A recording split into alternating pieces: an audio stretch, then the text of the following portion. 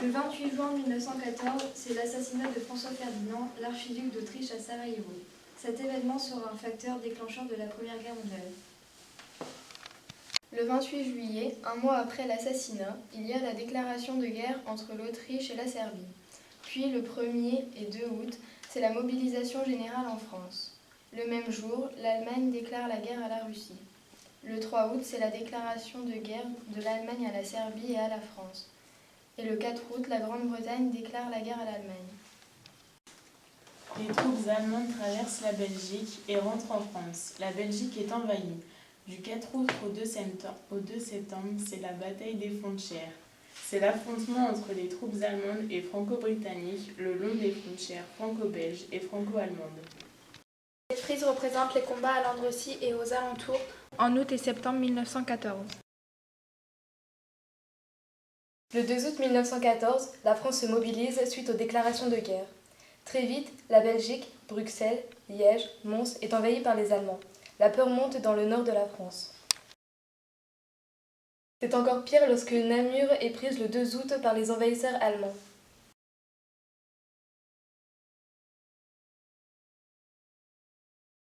La terreur fait rage chez tous les habitants du nord de la France. Elle gagne en particulier les habitants de Landrecies, qui entendent le canon de chez eux alors qu'il est situé à Mons. Ceci se passe le 22 août, soit seulement 10 jours après la prise de Namur. Les Allemands se rapprochent sérieusement de Landrecies, créant ainsi un climat de peur et de terreur. Je m'appelle Georges Frison. Mes parents, Jules Frison et Zénaïde Ségard, habitent Digue du Canal. Mon père est charretier de bateau. Il n'habite pas loin de la gare et voit les convois de trains de troupes anglaises récemment débarqués d'Angleterre se dirigeant vers la Belgique. 150 hommes occupaient la gare, les passages à niveau d'Apgarde, les étoquilles de Landrecies, puis les écluses voisines. Il y avait également une garde civique aux extrémités de Landrecies. De quoi accueillir et soigner les blessés était également prévu. Le 16 août, un régiment d'Écossais traversa la ville pour Marwal. Le soir même, des troupes anglaises logèrent dans les casernes. Le 22 août 1914, on entendit de Landrecies une violente canonnade en direction de Mons, où les troupes anglaises étaient entrées en contact avec les Allemands. On commence à voir les évacués belges et français qui fuient les ennemis. Et puis le jour inévitable arrive. Les Allemands sont à Landrecies. Il s'y passe de terribles combats où les morts ne cessent de s'enchaîner. Les combats ont lieu du 25 au 26 août 1914. Je m'appelle Louis Cognou, je suis né le 2 mai 1888 à Landrecies. Je réside à Landrecies. J'étais boulanger. Mon père était Louis Cognou et ma mère Ninoire Désirée Joséphine. Mes parents habitent Apgarde, un lieu-dit proche de Landrecies. Ils m'ont raconté la bataille de Landrecies. Bataille à Landrecies le 26 août 1914. La bataille débuta par l'arrêt d'une avant-garde allemande par les Anglais. Le combat se déroula sur la route du Quesnoy. Le but était d'empêcher l'ennemi de franchir la Sambre. Dans la soirée, une patrouille de cavaliers allemands arriva à 500 mètres des avant-postes anglais. Un peu plus tard, une colonne d'infanterie ennemie surprit les Anglais en utilisant des Français et des Belges comme boucliers humains. Les combats contre les Allemands firent rage pendant le reste de la nuit. Les Anglais repoussent les Allemands. Malgré cela, les Allemands envahirent Landrecies dès le 26 août.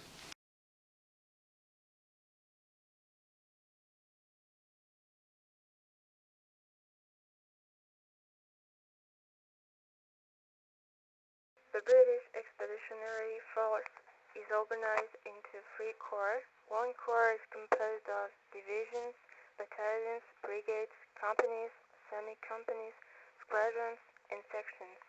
UK was allied with France and declared war to Germany in 1914. The BEF landed in France in August 1914. After the Battle of Mons, which took place the 23rd of May, the BEF retreated south. The Second Corps moved south to the west of west of Montmartre. Marched south along the Sambre River on the east of the forest. The 5th Brigade of Corps 1 halted at Noyelles. The 6th Brigade halted at Marolles. The 4th Brigade halted at Landrecies. In Landrecies was composed of the 2nd Battalion Coldstream Guard, the 3rd Battalion Coldstream Guard, the Grenadier Guard, and the Irish Guard.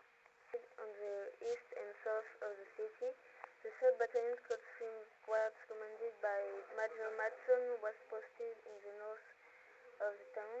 The Grenadier Guards were on the west side and the Irish Guards fortified the center. The Guard division in Landrecy thought the Germans were at 10 miles away and stopped for the night.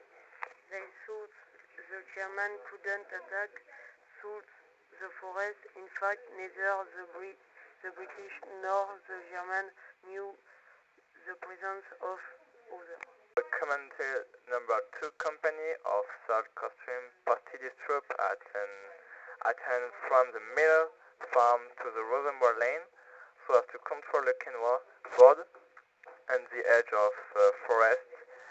At 7 p.m. Edward's number 2 Company was relieved by Captain Monk's number 3 Company. At 9 p.m.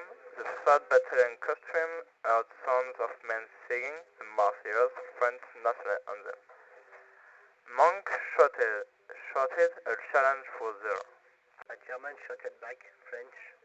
Monk ordered to target a flashlight on the approaching troops, but the costume didn't have time to react. The Germans had attacked. However, the British opened fire and retaliated successfully. Captain Monk and the main picket pursued the Germans up the forest track, and none of the fleeing Germans escaped.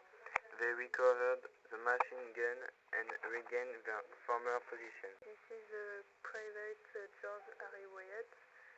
He was born on 5th September 1886 in Doncaster, Yorkshire in England. His regiment was the 3rd Battalion Costume Guard.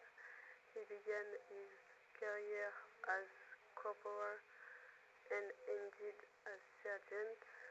His serial number was 5854GH. He was awarded the Victorian Cross for 2 heroic acts, one of them done at Landrecy. In Landrecy, near the Mill of Farm, the Germans and the Coldstream Guards were fighting. A haystack near the Coldstream was suddenly on fire and illuminated the British troops. They were an easy target for the Germans to shoot at. But Wyatt proved very courageous. He rushed to the haystack and put out the fire. He repeated this action twice despite the Germans' close presence and their gunfire. Les Allemands occupent Landrecy dès le 27 août 1914 et ce durant plus de 4 ans. La vie sera dure pour les habitants durant cette période. Les Allemands aussi paient un lourd tribut à la guerre. Un pasteur allemand tué dans l'Est et dont la lettre a été retrouvée sur le corps nous dit « Je vois tant de choses horribles, affreuses, tant de blessés, que je ne vois la guerre que sous son plus vilain aspect. » Ce 26 août, la ville de Leucatho mène elle aussi la bataille contre les Allemands. C'est ensuite le tour de Maubeuge qui est prise par les Allemands le 7 septembre.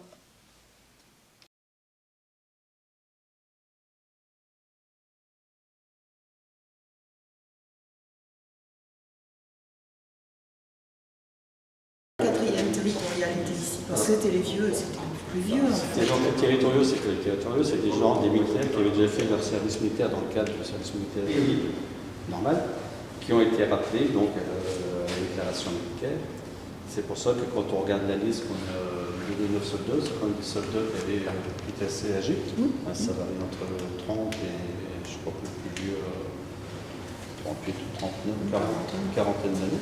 Ils ont été appelés sur tous les forts de la passoire de Maubeuge. Oui, en fait, on se posait la question, c'est-à-dire qu'il y a beaucoup de soldats du 4e territorial qui étaient ici, à Maubeuge même. Ouais. Il y avait le régiment territorial de Lille, de Valenciennes, de Cambrai, donc c'est vraiment une histoire de nordistes.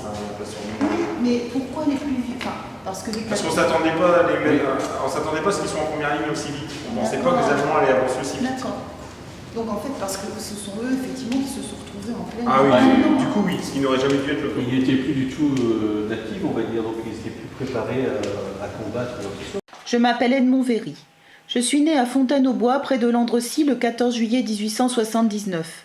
Je suis brasseur et marié à Céline Cousin, et j'ai 3 enfants. Je suis mobilisé le 2 août dans le 4e régiment territorial d'infanterie basé à Maubeuge. Lors de la prise des forts le 7 septembre 1914, je suis fait prisonnier avec beaucoup de mes camarades et envoyé au camp de Friedrichsfeld. Friedrichsfeld, le 16 septembre 1915. Chère Céline, le temps commençait à me sembler bien long, car il y avait 3 semaines que je n'avais pas eu de tes nouvelles. Hier, j'ai reçu ta carte lettre du 8 et le mandat de 20 marks. Surtout, fais comme je te le dis dans mes précédentes cartes, ne m'envoie plus de colis ni mandat, je ne manque de rien. J'ai grand peur que vous ne fussiez tous plus malheureux que nous pour le temps que cette affaire durera encore. J'ai été très heureux d'apprendre que tout allait pour le mieux chez nous et que tout y était normal pour le houblon de cette année. Tu me dis que mes tantes ont été te voir et t'ont fait des reproches parce que tu ne m'avais pas envoyé la photo mal réussie. Elles ne se doutaient pas que je te connais trop bien. Je me doutais bien de te trouver changé, à savoir le chagrin que tu t'es fait pour moi et autre chose. Moi aussi je m'en ai fait pour toi, si tu savais. D'ailleurs ces souvenirs sont gravés dans ma mémoire et je ne saurais les oublier. Surtout, aie bien soin de toi et de la petite famille. Dis à nos chers parents, frères et sœurs, qu'ils aient bien soin d'eux aussi, afin que nous puissions nous revoir tous sans exception. Je travaille toujours de mon ancien métier de tailleur avec Alphonse et Monsieur Denis, l'ancien voyageur de Monsieur Jérôme, qui est ici chef d'atelier. Il me charge de vous faire ses compliments à tous. Le travail que je fais n'est pas dur. Je passe mes journées à réparer des chemises et des caleçons. Je suis en excellente santé et je souhaite ainsi que Nestor qu'il en soit de même pour vous. Même si dans mes écrits j'insiste sur le fait que je suis en bonne santé, la vie est dure dans le camp et beaucoup de mes camarades meurent de faim, d'épuisement, de maladie. J'ai la chance de survivre et reviens le 14 décembre 1918. Je m'appelle Émile Fontaine. Je suis né le 1er mai 1876 à Fellery. Je suis tourneur sur bois.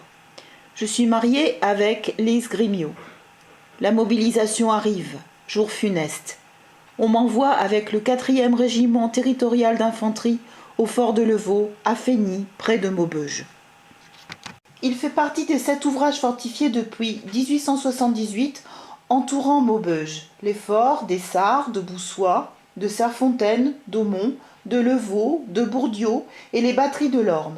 Cet ensemble sera complété à partir de 1894 par 6 ouvrages intermédiaires construits en béton spécial. Le fort possède 10 chambrées pouvant accueillir 48 hommes chacune. Celles-ci sont équipées du mobilier de casemate modèle 1876. Côté cour, les façades sont percées de 2 fenêtres et une porte. En temps de paix, ces ouvertures permettront de faire entrer lumière et air frais. En outre, les chambrées sont équipées d'un système de ventilation naturelle accéléré. L'infirmerie, de nombreux blessés s'y rendront. Pour moi, la question ne se posera pas. Le 7 septembre 1914, l'assaut allemand commence. Un obus de 240 explose au-dessus de nous et nous enterre à jamais, 8 camarades et moi. Donc c'est un tunnel qui fait 20,60 m de long.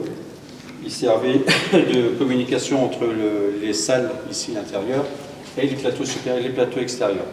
Donc le 7 septembre 1914, la bataille on était quasi à la fin de la bataille de la place Fort de Maubeuge. Les Allemands ont envahi le fort par l'intérieur et certains des soldats voulaient défendre le fort en passant par ce tunnel. Et malheureusement, quand ils étaient dans ce tunnel, il y a un obus de 420, 42 cm de diamètre qui est passé à travers toutes les voûtes et qui les a carrément pris en sandwich entre deux murs. Donc ça, nous, on savait ces événements-là grâce à un petit bouquin. On avait, à l'époque, il y a un des soldats qui était ici sur place au mois de septembre, qui a écrit des petites mémoires, Louis Bourdon, qui est mort, il était instituteur, qui a écrit des petites mémoires de ce qui s'est passé le 7 septembre et qui nous dit, il a entendu ses copains gueuler dans un tunnel à proximité de la Poudrière. Ils avaient été pris en sandwich dans ce tunnel. Ce qu'on sait, c'est que les 9 soldats que nous on a sortis, on va revenir par la suite, ont été pris en sandwich, sont morts sur le coup, parce que le choc a tellement été violent qu'ils ont été vraiment écrasés. Par contre, il y avait encore d'autres soldats dans ce tunnel qui sont morts, eux, au bout de, on ne sait pas combien de jours, mais 3 ou 4 jours de faim, de leur souffrance. Ils étaient emmurés vivants entre deux obstacles. Ici, c'était bouché, à l'extérieur, c'était bouché, donc il y a eu 100 morts. On n'a pas retrouvé de traces d'eux parce que dans les années Entre les deux guerres, et à la Seconde Guerre également, le phare a resservi.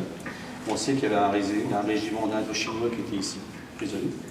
Et ce régiment, enfin, certains de ces soldats sont venus dans le tunnel des Emmurés par l'extérieur, ont sorti les morts qui pouvaient encore sortir, qui n'étaient pas pris en sandwich, pour le terme, c'est pas péjoratif, et ils les ont enterrés dans la pâture extérieure. Donc on ne sait pas combien ils étaient dans ce tunnel non prisonniers du mur, et ça c'est le mystère. Nous, ce qu'on sait, c'est qu'ici, d'après tous les écrits qu'on a, tous les récits, le 7 septembre 1914, il y a eu 120 morts.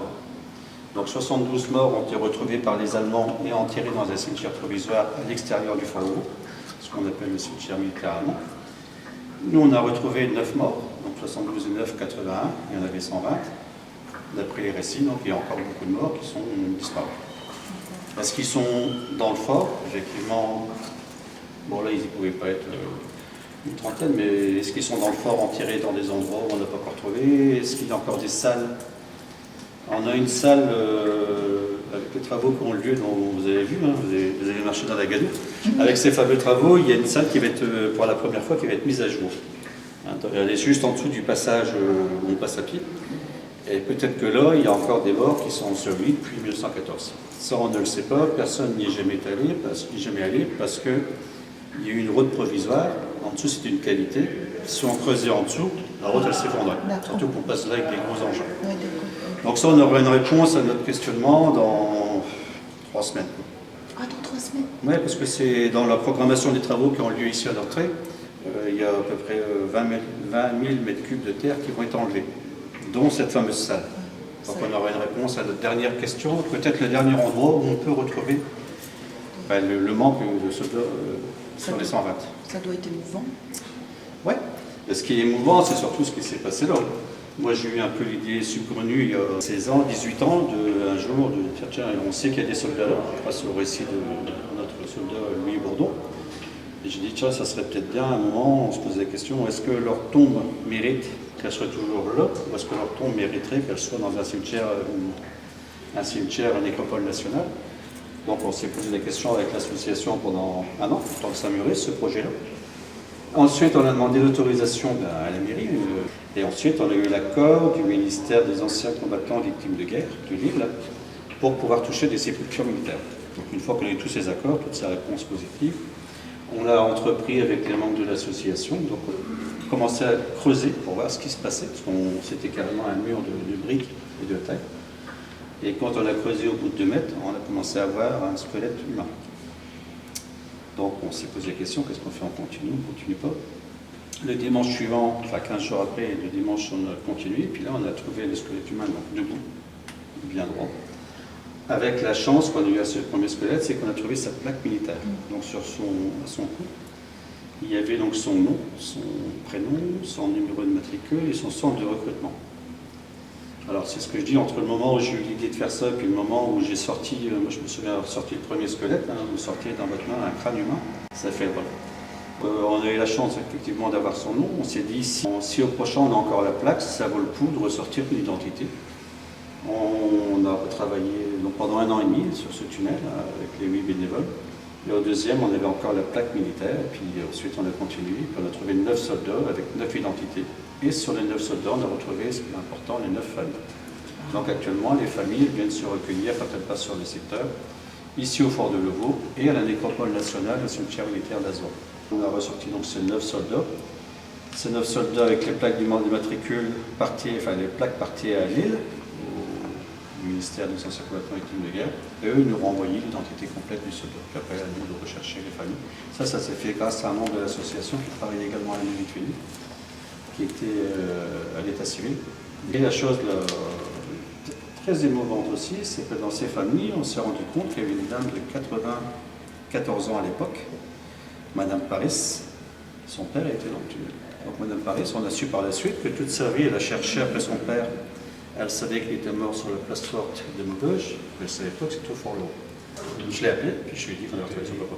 Donc ça, c'était assez émouvant, assez poignant. Et c'est elle qui est venue donc, ici, au Fort de Levaux, quand on a fait les cérémonies de souvenirs et qu'on a conduit les corps à Azvan, c'est elle qui est venue inhumer son père. Donc dans ce tunnel actuellement, c'est assez impressionnant. Ce qu'on voit à droite, ce n'est pas un mur de briques, parce que nous, on a enlevé les briques, on a enlevé le mur brique par brique. C'est un mur d'argile. C'est l'argile qui est là depuis la construction 1880, qui s'est solidifié, et c'est lui qui tient actuellement tout l'ensemble. Mais alors c'est la voûte qui s'est effondrée. C'est carrément le mur de droite. Alors, vous verrez, ça faudrait les filmer sur l'aile droite, vous verrez un tunnel similaire à celui-ci. Donc c'est carrément le mur de droite par la puissance de l'obus qui s'est écrasé comme ça, et qui est venu prendre un sandwich et sauter. Dans ce mur qui est toujours, lui c'est le vrai mur d'origine, il y a encore, le choc a tellement été violent qu'il y a encore, et on a laissé, par respect de ces soldats, on a laissé des ossements qui sont venus s'imbriquer dans les joints. Certains os ont éclaté et sont encore dans les joints des murs de briques. Donc là, il est abîmé sur à peu près 12 mètres.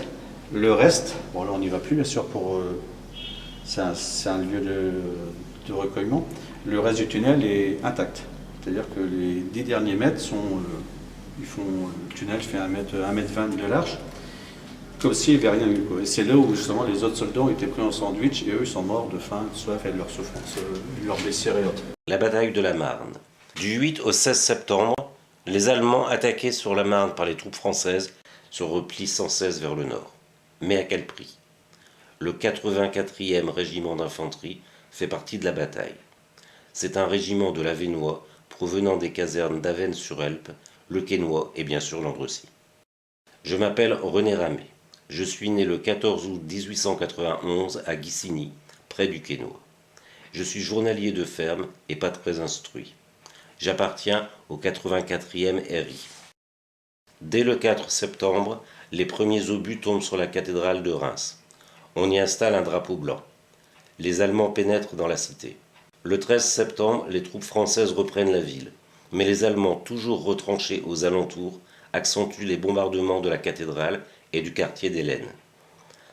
Les troupes françaises essayent de les repousser. Récit de René Ramé. Je me retrouve avec mon régiment au nord des portes de Reims. Le 14 septembre, le 36e RI est là lui aussi. Nous essayons de repousser les Allemands qui bombardent sans trêve Reims. Le 15 septembre, René se tient au bois Soulin, au sud du fort Brimont. Les soldats qui se trouvent là sont décimés par le feu nourri de l'artillerie allemande. René Ramé disparaît dans les combats.